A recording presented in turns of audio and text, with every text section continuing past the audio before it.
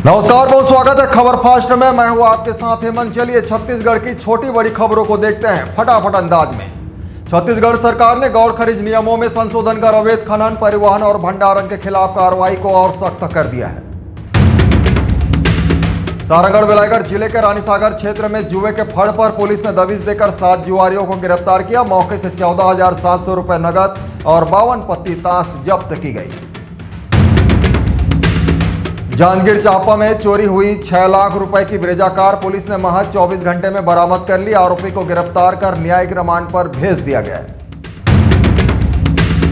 सारंगढ़ बिलाईगढ़ जिले में कलेक्टर जनदर्शन में जिले भर से पहुंचे लोगों की समस्याएं सुनी गई। राशन कार्ड, पेंशन, प्रधानमंत्री आवास और महतारी वंदन योजना सहित रिश्वतखोरी व अवैध कब्जे की शिकायतें भी मिली, जिन पर कार्रवाई के निर्देश दिए गए।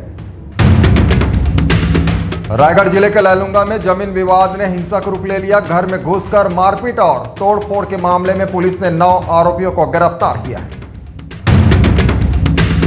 सारंगढ़ बिलाईगढ़ जिले में खाद की कालाबाजारी थमने का नाम ही नहीं ले रही है। किसानों को निर्धारित दर पर खाद उपलब्ध कराने के दावों के बीच कुछ दुकानदार मनमाने दाम वसूल रहे हैं। 266 रुपए की यूरिया 600 से 650 रुपए तक और 1350 रुपए की डीएपी 2100 रुपए तक बेची जा रही है। किसानों ने प्रशासन से कार्रवाई की मांग की है। वहीं सवाल उठ रहे हैं कि खाद माफियाओं पर सख्त कार्रवाई कब होगी।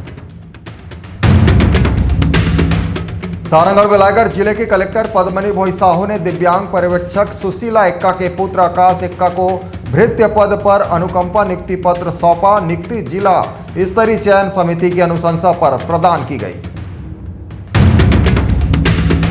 सारंगढ़ बिलाईगढ़ जिले में कुष्ठ प्रभावित व्यक्तियों और उनके बच्चों के पुनर्वास के लिए 12 हितग्राहियों को आईटीआई प्रशिक्षण हेतु चांपा भेजा जाएगा। उन्हें निःशुल्क प्रशिक्षण, छात्रावास और रोजगार के अवसर उपलब्ध कराए जाएंगे।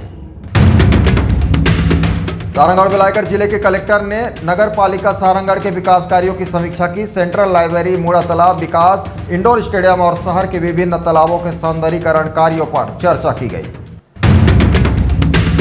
सारंगढ़ बिलाईगढ़ जिले के भाजपा कार्यालय में निःशक्तजन वित्त एवं विकास निगम के अध्यक्ष लोकेश कावड़िया ने प्रेस वार्ता में 1975 के आपातकाल को लोकतंत्र का काला अध्याय बताते हुए कांग्रेस पर निशाना साधा।